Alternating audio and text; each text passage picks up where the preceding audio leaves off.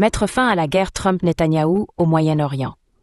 Si elle n'est pas arrêtée rapidement, cette guerre pourrait facilement se transformer en un embrasement mondial, devenant de fait la Troisième Guerre mondiale. Cet article de Jeffrey Sachs a été publié sur Common Dreams.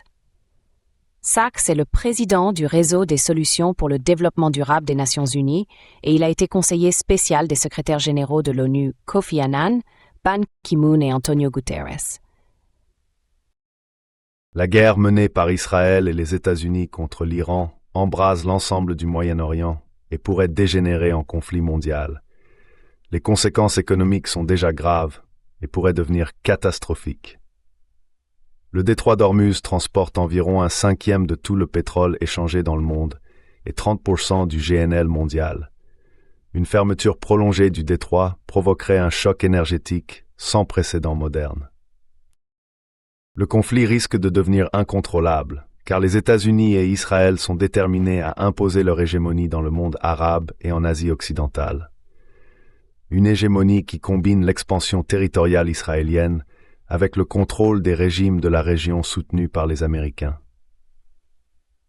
L'objectif ultime est un grand Israël englobant toute la Palestine historique, associé à des gouvernements arabes et islamiques dociles, privés de leur véritable souveraineté, y compris dans leurs décisions sur la manière et les destinations de leurs exportations de pétrole et de gaz. C'est délirant. Aucun pays de la région ne veut qu'Israël agisse sans retenue comme il le fait, en assassinant des civils dans toute la région, en détruisant Gaza et la Cisjordanie, en envahissant le Liban, en frappant l'Irak et le Yémen, et en bombardant massivement Téhéran. Aucun pays ne souhaite que ses exportations d'hydrocarbures soient placées sous le contrôle effectif des États-Unis. La guerre ne prendra fin que si l'indignation mondiale face à l'agression américaine et israélienne contraint ces pays à s'arrêter. Faute de cela, il est probable que le Moyen-Orient s'embrase et que le monde connaisse une crise énergétique et économique sans précédent dans l'histoire moderne. La guerre pourrait facilement se transformer en un embrasement mondial, en réalité, en une troisième guerre mondiale. Pourtant, une alternative existe. La guerre pourrait s'arrêter sur des bases rationnelles si Israël et les États-Unis étaient clairement tenus responsables par le reste du monde. Mettre fin à la guerre exige une série d'étapes interconnectées visant à assurer la sécurité fondamentale de toutes les parties et en réalité du monde entier. L'Iran a besoin d'une fin permanente à l'agression américano-israélienne.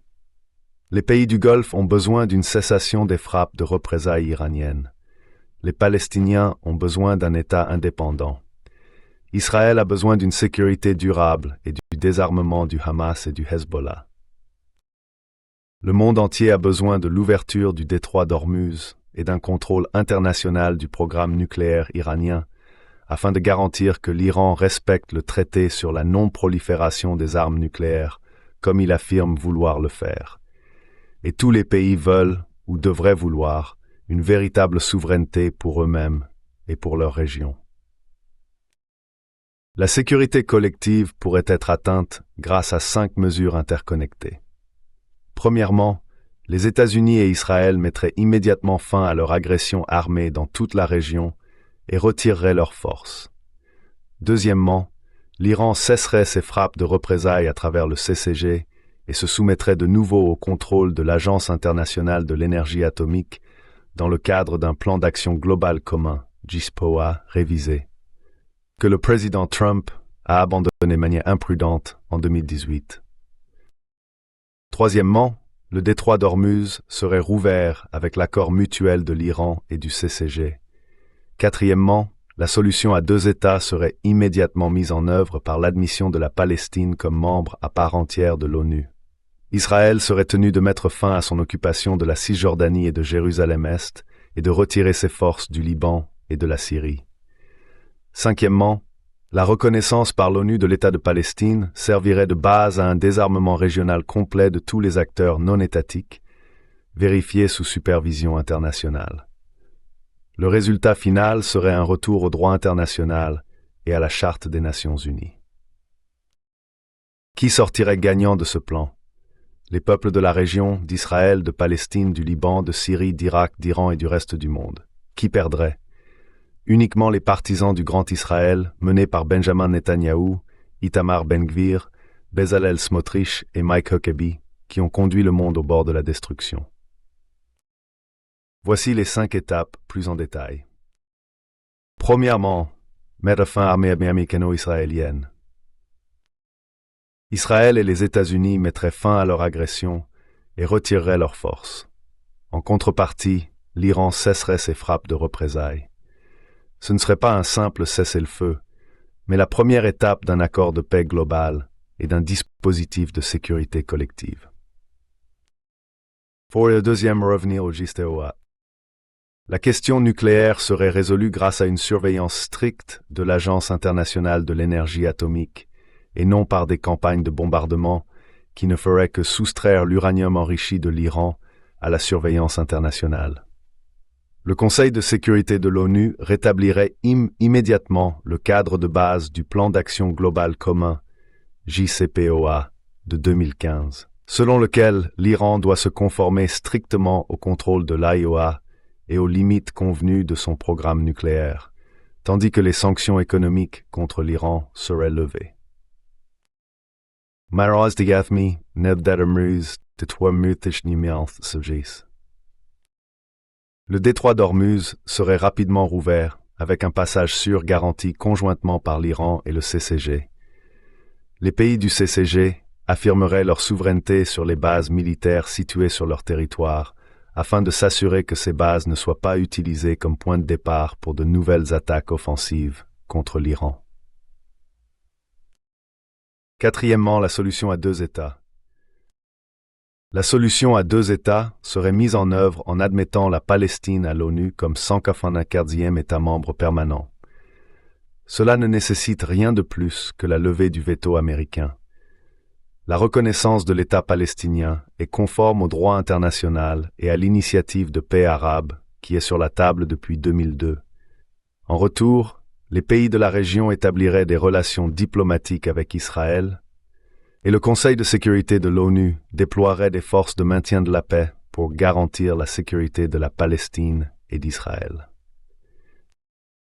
Cinquièmement, mettre fin à la belligérance armée.